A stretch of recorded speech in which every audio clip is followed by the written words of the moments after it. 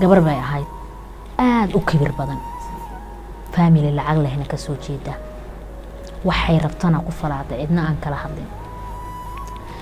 gabadhii waxay bilowday iskuulka marka ay dhameysay yacni ma aysan aaminsaneyn jacaylka wax la yiraahdaba waxay u taqina waqti lumis iyo jacayl inuusan jirinba yacni waa qof isla weyn oo kibir badan dadka iskala sareeya lacagta iska haysta aabaheeda taajir u yahay iska falaada gabadhii jaamacad bay bilowday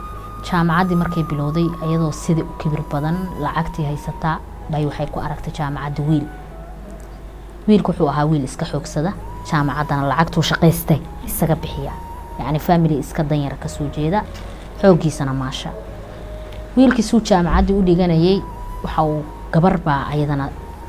oo labaad jaamacaddii dhiganaysay gabadhii waxay ahayd gabar faqiirada oo familygoodu ay danyar yihiin wiilkii gabadhii wuxuu maalin maalmaha ka mid ah arkay gabar akhlaaq leh miskiinahna way ahayd gabadhii kale kibirka badneed yacni dadku weydiisi jirtay wiilkaana way ka heshay markay wiilkan ka heshay waxay istiri ma adigoo ciddaa qanigaa ka soo jeedo saa ah miyaanin inta u tagtaa dhehaysaa waa ku jeclaha waa may waxaas waa mala-waale iska daa bay go-aansatay gabadhi kibirkeedii inay kusii socoto wiilkii gabadhan buu jeclaaday gabadhan haddii uu arkay wuu ka helay gabadhii buu isku dayay lambarkeeda inuu helo gabadhi jaamacadda way ka hertay yacni faamilgeeda way awoodi waayeen wiilkii wuu raadiyey gabadhii wuu la kulmay gabadhii ayadana way ka heshay way jeclaysatay xiriir buu usoo bandhigtay wayna ka aqbashay wuxuu yidhi jaamacaddii maxaa kaaga dhacay waxay tiri faamilgeyga ma awoodaan duruufta faamilgeeda ku xirneeda u sheegtay wuxuu yidhi anigaa shaqaysto waxaana kaa ballan qaadaya faamilgaagana inaan wax kuu siiyo adigana aan jaamacadda kaa bixiyo okay wiilkii jaamacaddii dib ugu soo celiyay gabadhii way kala sareeyeen gabadha kibirka badan iyo wiilka isku fasal ahaa gabadhan way ka hooseysay jaamacaddii waxay socotaba gabadhani way sii jeclaatay kibirka badan wiilkan ugu dambeyn waxay go-aansatay inay kibirka wax yar meel iska dhigto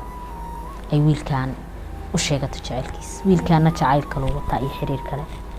wiilkii baa wuxuu yidhi walaal iga raali noqo kuma qiyaani karo ani qof baan jeclaa gabadhaas xiriir kala dhexeeya xiriir kalena ma kula samayn karo gabadhi meel laga jiray garan weyn waxay istiri ma adigoo hebla ee jaamacadda markaa kibir badan tahay dee dadkaba inaa u sarreysaa u malaysaa ugu sarreeya see buu ninkan kugu diidi karaa soo naagtaas darteed maaha gabadhii waxay ku fikirtay gabadhii inay disho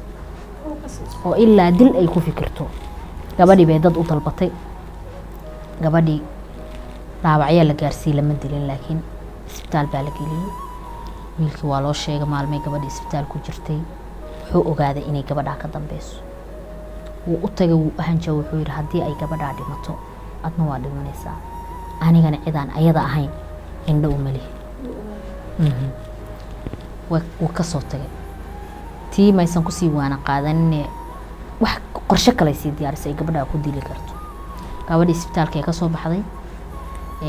gabadhii markii saldhigga booliska la geeyey yacni dadkii dilay wejiyadooda way taqaanaa laakiin cid ka dambeysa ma taqaan waxay tiri ma aqaan wayna cafisa gabadhi waxay tiri cid walba ugu xadgudubto waan cafiyey okay gabadhii mar kale haddana in la dilo la isku dayo wuu fashilmay wiilkii markii uu arkay in wax walba gabadhan ay sameynayso gabadhi guur buu ka dalbaday oo la dili rabo asaga jeclaa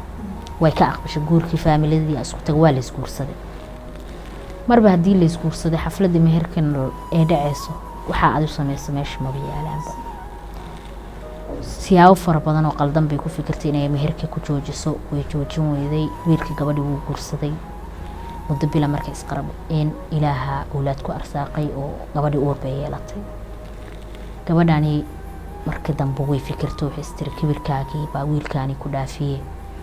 qofka bini aadanka moogtaa haddii loo sabrana yacni qofka qalbigiisu dhagax maaha marbu uu soo rujuucaya ilaahana rujuucada iskale gabadhani waxay go-aansatay inay gabadhii cafis ka dalbato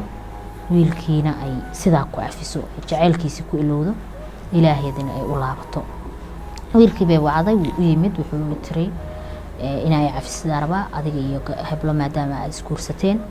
inaan u tagaan rabaa gabadhii u tagtay waxaa la yiri marka ayada maysan ogeyn cid u qorshaysa dilkaas gabadhii waa loo sheegay waxay tiri mar horaan ku cafiyay anigu cidna cuqdad uma qabo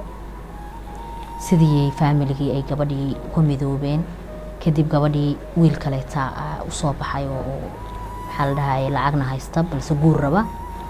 gabadhii wiilkan buu wiilka kala saaxiib la ahaa wuu ka helay dabcan gabadhii markii dambe ayadana wiilkii kala guursaday marka qisada waxaa la yiraahdaa kibirkiga jacaylkiga ku waayay waxay ku tusaysaa in kibirkii isla weynidu aysan wanaagsaneyn ee waxyaabo badan ku dhaafin karaa yani gabadhan haddii aysan kibri lahayn